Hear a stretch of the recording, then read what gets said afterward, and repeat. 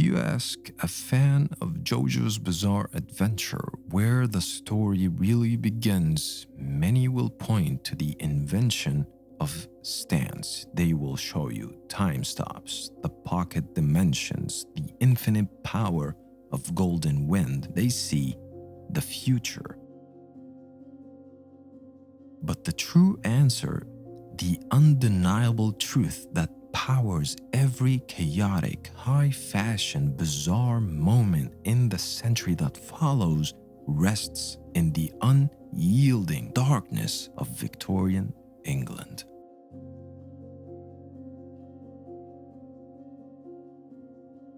Today, we're setting aside the stands, the Hamon, and the spoilers for the final act. We are dedicating this time for the first half of Phantom Blood, the part that many fans claim they skipped. We are going to look at the anime adaptation and prove that this isn't a prologue, it is a masterpiece of operatic tragedy, a singular piece of filmmaking whose conviction set the foundation for everything to come.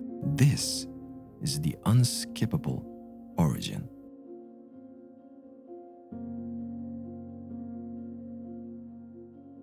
The commitment to atmosphere in Phantom Blood isn't just set dressing, it's a thematic choice. The director Naokatsu Tsuda didn't just adapt the manga, he chose to direct a high-Gothic horror film. I want you to notice the color grading. It's heavy, it's oppressive. We get deep blood-red flashes contrasting against suffocating shades of black and blue. This palette is a brilliant visual metaphor for the story, a stifling world of formality and outdated social rules that is violently interrupted by the arrival of a primal, calculated evil. And the characters themselves, the visual weight Araki gave them is perfectly translated into anime.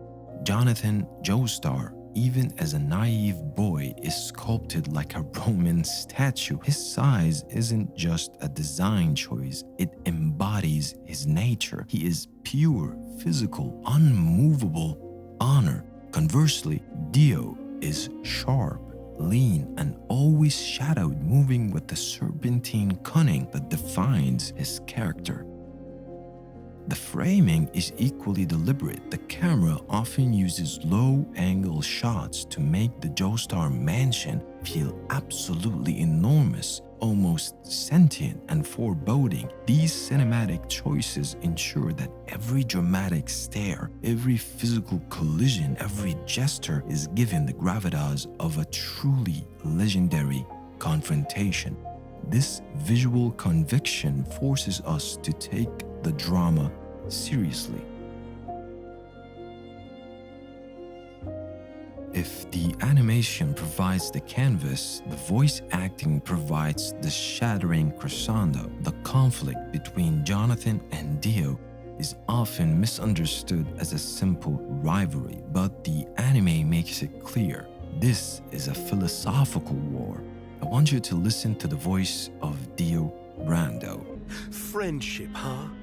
The truth is, I despise this grinning imbecile.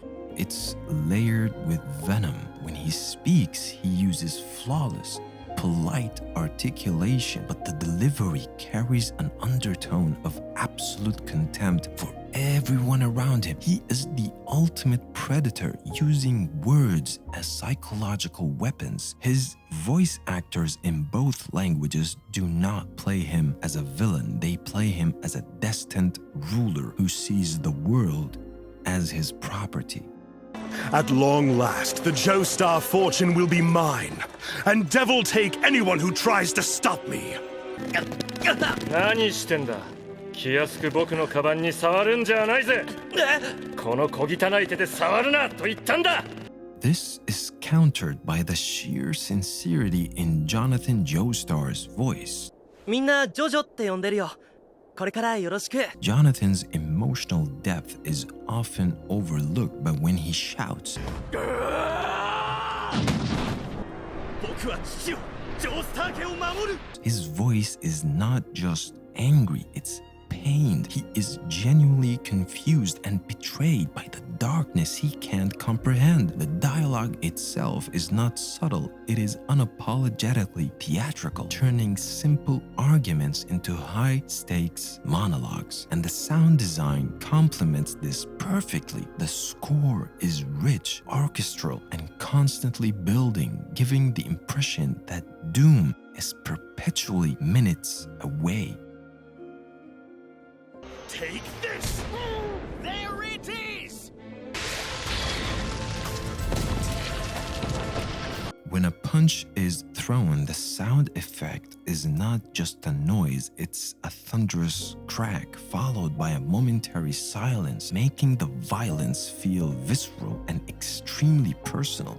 The first act is a masterclass in delayed gratification. Araki takes his time. After the initial childhood battles, the anime settles into a period of uncomfortable forced civility. The time skip is brilliant because it doesn't solve the problem. It simply forces the two enemies to coexist. For years, they live under the same roof, maintaining appearances, but the camera angles and the simmering tension in the dialogue constantly reminds the viewer the bomb is still ticking. This slow burn is essential. We needed to see Jonathan's inherent goodness strained to its breaking point. We needed to watch DIO's patience of a true schemer, play out until he could find the moment of ultimate leverage. When the stone mask finally reappears, it's not an intrusion of the bizarre. It's the natural culmination of DIO's ambition. He realizes the limits of human means, poison, manipulation, social climbing, and the mask offers him a path to transcend those limits, allowing his already vast evil to become supernatural. The anime executes this transition perfectly, allowing the gothic melodrama to naturally evolve into full-blown horror. JoJo, mana. ごめんなさい。 チェック。 The power of this origin story lies in its purity of purpose. It is the thesis statement for the entire Joestar bloodline. We have Jonathan, the ultimate sacrificial figure of light and honor, battling DIO, the ultimate embodiment of ruthless, self-serving ambition. The fight isn't about power levels or specific stand abilities, it's about defending the dignity of humanity. This primal, simple, yet deeply felt conflict is what gives weight to every subsequent generation's bizarre battle.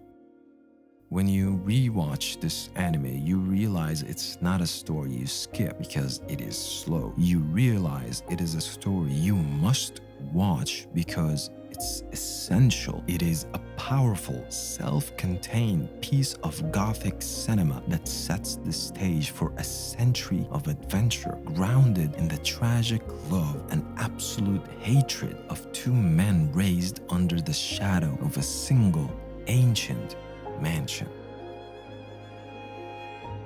Phantom Blood's first act is a testament to conviction in its aesthetic, conviction in its theatrical dialogue, and conviction in the sheer, raw intensity of its primary conflict. It is a brilliant operatic foundation that deserves nothing less than our total appreciation.